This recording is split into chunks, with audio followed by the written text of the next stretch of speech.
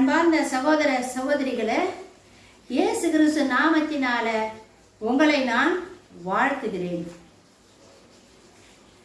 சென்ற நிகழ்ச்சி நம்ம வெளிப்படுத்தின விசேஷம் 12வது அதிகாரம் 17வது வசனம் வரைக்கும் நம்ம முடிச்சிட்டோம். இதில் அடைக்கல பட்டணம் இதை பற்றி நான் வீடியோ போடணும் உங்களுக்கு சொல்லியிருந்தேன். இப்போ இந்த அடைக்கல பட்டணத்தை பற்றி பார்க்கலாம். இந்த அடைக்கல பட்டணம் எங்க இருக்குது?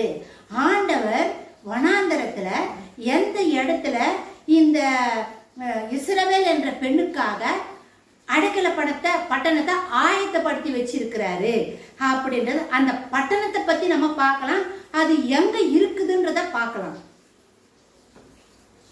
அதாவது இஸ்ரவேல் மக்களுக்கு அடைக்கல பட்டணமாய் தேவன் கொடுக்க இருக்கிற நகரம் ஏதோமில் தான் உள்ளது என்று, அதாவது ஏதோமில் உள்ளது அப்படின்ற. ஏதோம் அப்படின்னா அரேபியா, சவுதி அரேபியா தான் ஏதோம் அப்படின்னு அந்த இடத்துல தான், அங்க இருக்கிற வனாந்தரத்துல தான் இருக்குது. அதாவது அந்த இடத்துக்கு பேர் இன்று பெட்ரா என அந்நகரம் அழைக்கப்படுகிறது. பெட்ரா அப்படின்ற ஒரு நகரம் இருந்திருக்குது. எங்க? சவுதி அரேபியா கிட்ட இருக்கிற வனாந்தர பகுதிகளில் இந்த பெட்ரா என்ற நகரம் இருந்திருக்குது. சாலமோன் ராஜாவின் காலத்தில் அது ஒரு உன்னத வியாபார ஸ்தலமாக விளங்கியது. எது? இந்த பெட்ரா என்ற பட்டணம் வியாபார ஸ்தலமா விளங்கியது. கிபி 105 ரோமர்கள் அத்தேசத்தை பிடித்து அதற்குள் அடங்கிய இந்த மாகாணத்தை அரேபியா பெட்ரா என அழைத்தார்கள். ரோமர்கள் ஆட்சி செஞ்சாங்க இல்லையா யூதேயாவை, பாலஸ்தீனத்தை யூதர்கள் ஆட்சி செய்யும் போது இந்த சவுதி அரேபியா பக்கத்தில் இருக்கிற இந்த பெட்ரா என்ற பட்டணத்தை, இந்த மாகாணத்தை பிடிச்சு அவங்க ஆட்சி செஞ்சுட்டு வந்தாங்க. யாரு? ரோமர்கள் ஆட்சி செஞ்சுட்டு வந்தாங்க. கிபி 105வது வருடத்துல ரோமர்கள் ஆதிக்கம் குறைய குறைய தொடங்கிய பொழுது ரோமர்களுடைய ஆட்சி படிப்படியா குறைஞ்சிட்டே வந்துச்சு. அப்போ பெட்ரா படிப்படியாக அரேபியர்கள் கைவசமாக மாறி போயிடுச்சு. படிப்படியா அந்த இடத்துல ரோமர்கள் ஆட்சி குறைய குறைய அந்த பட்டணம் யார் கீழே போயிடுச்சுன்னா அரேபியர்கள் கீழே அந்த பெட்ரா என்ற பட்டணம் வந்துடுச்சுங்க. 7வது நூற்றாண்டின் பொழுது இப்பட்டணம் உருக்குலைந்து இந்த பட்டணம் அழிக்கப்பட்டிருக்குதுங்க. 7வது நூற்றாண்டுல இந்த பெட்ரா என்ற பட்டணம் அழிக்கப்பட்டிருக்குது, உருக்குலைந்து நாகரிக உலகத்திற்கு தெரியாமலே போய்விட்டது. இப்ப இருக்கிற உலகத்துல இந்த பெட்ரா என்ற பட்டணம் எங்க இருக்குதுன்னு தெரியாமையே உருகுலைஞ்சு போயிடுச்சான். 1812ஆம் ஆண்டில் புர்காட் என்பவரால் மீண்டும் கண்டுபிடிக்கப்படும் வரை அவ்விதமாகவே இருந்துவிட்டது.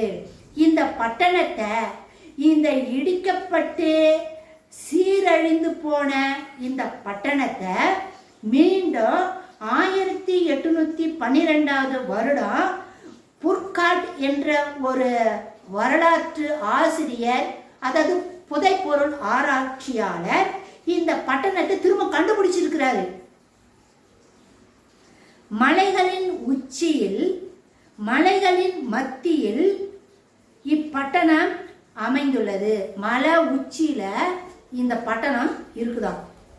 இந்த பட்டணத்துக்கு ஒரே வழியும் ஒரே ஒரு பாதையும் தான் உண்டு. இந்த பட்டணத்துக்கு போனாக்கா ஒரே ஒரு வழி தான் இருக்குது. கதவு உள்ள போய் நுழையிற இடம், அந்த நுழைவு வாயில் ஒண்ணுதான் இருக்குதாம். ஒரே ஒரு வழி ஒண்ணுதான் இருக்குதாம். இந்த பட்டணத்துக்கு எதிரே மிகப்பெரிய பள்ளத்தாக்கு உள்ளது. இந்த பட்டணத்துக்கு எதிராக ஒரு பெரிய பள்ளத்தாக்கு இருக்குதான். இந்த பள்ளத்தாக்கை கடந்து தான் பெட்ராவுக்குள் செல்ல வேண்டும். இந்த பள்ளத்தாக்கு வழியா உள்ள இறங்கித்தான் அப்புறம் இந்த பெட்ரான்ற பட்டணத்துக்கு போக முடியுமா? இந்த பட்டணத்திற்கு செல்லும் பாதையானது 12 அடி முதல் 40 அடி வரை அகலமாய் உள்ளது. அந்த பாதை, பெட்ரான்ற பட்டணத்துக்கு போற அந்த பாதை, அதனுடைய அகலம் 12 அடியிலிருந்து 40 அடி அகலம் வரைக்கும் இருக்குதா அதனுடைய வழியினுடைய அந்த பாதையினுடைய அகலம். இந்த பட்டணமானது இந்த பட்டணத்து ஓரங்களிலும் செங்குத்தாக ஒன்றுக்கொன்று மிக நெருக்கமாய் உள்ள பள்ளத்தாக்கின் ஒடுக்கமான வளைந்த சில பகுதிகளில் இப்பாதை வழியாய் கடக்கையில் வெளிச்சமின்றி இருண்டு விடுகிற சூழ்நிலையில் பூமியின் கீழ்மட்ட பாதாள சுரங்க பாதையில் நடப்பது போன்ற உணர்வு இருக்குமாம். அதாவது இந்த பட்டணம் மலை மேல மலைக்கு நடுவுல உச்சியில இருக்குது அப்படின்னு சொல்றாங்க. ஆனா பள்ளத்தாக்கு வழியா தான் கடந்து இந்த பட்டணத்துக்குள்ள போக முடியுமா? இது இந்த பட்டணத்துக்கு ஓரங்கள்ல செங்குத்தான ஒன்றுக்கொன்று மிக நெருக்கமா கிட்ட கிட்ட பாறை இருக்குதான். ஒடுக்கமான வளைஞ்சு நெளிஞ்சு போற பகுதியா இருக்குதான். இந்த பாதை வழியாய் இந்த பாதை வழியா போனோம்னா வெளிச்சமே இருக்காதான், இருண்டு தான் இருக்குமா, சூரிய வெளிச்சத்தை பார்க்க முடியாதான். இதை பார்க்கும்போது பாதாள சுரங்க பாதையில் நடப்பது போல இருக்குமா. இந்த வழியா உள்ள போனாக்கா பாதாள சுரங்க பாதையில போனா எப்படி இருக்கும் அந்த மாதிரி இருக்குமா, வெளிச்சமே இருக்காதான், இருண்டு இருக்குமா.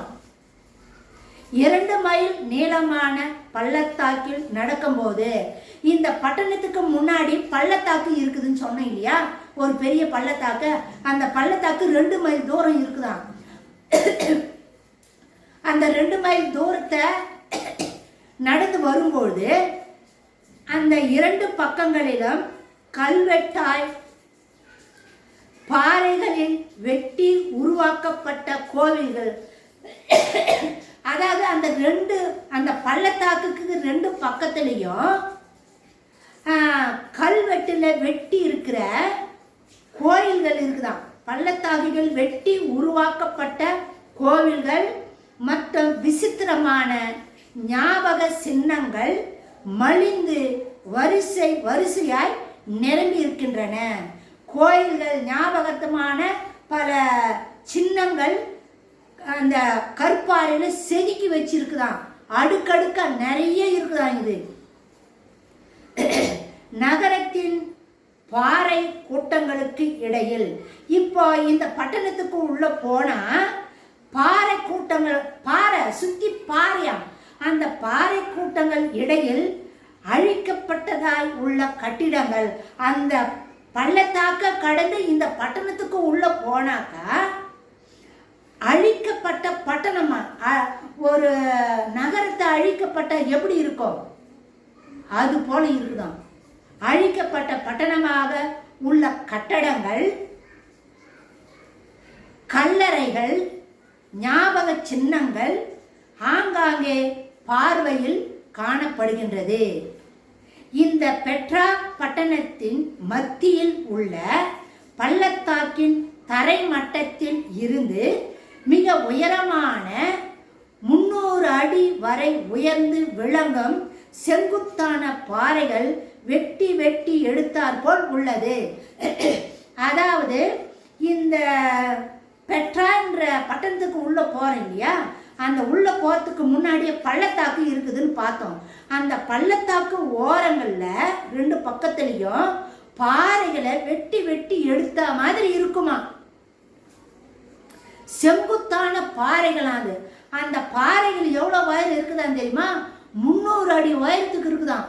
அந்த பள்ளத்தாக்கிலிருந்து இந்த வெட்டி எடுக்கப்பட்ட இந்த பாறைகள் 300 அடி உயரத்துக்கு இருக்குதான்.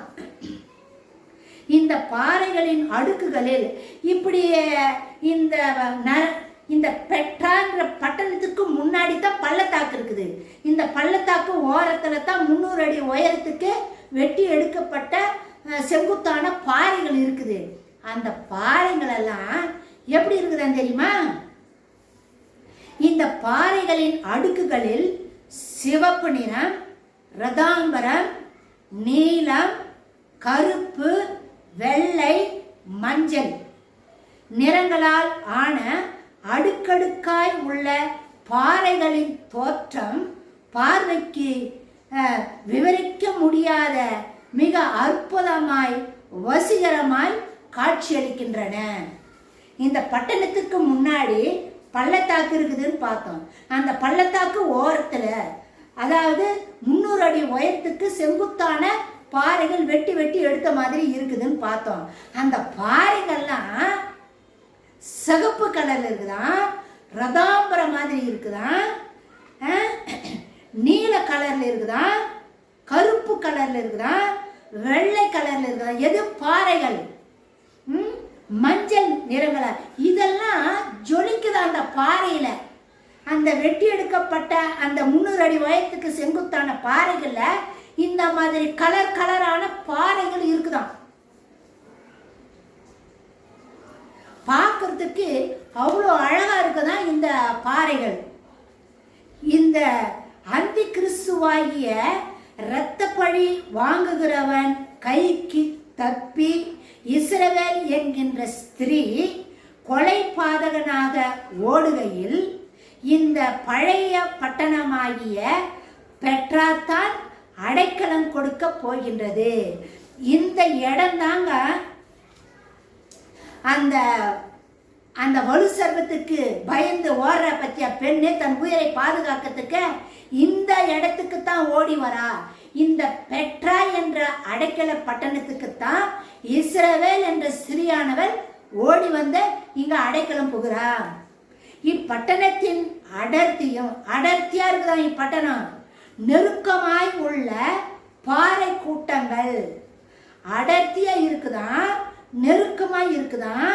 எது? பாறை கூட்டங்கள் பாதுகாப்பை கொடுக்க உதவும். இவங்களுக்கு பாதுகாப்பு கொடுக்கக்கூடியதா இருக்குதான் இந்த இடம்.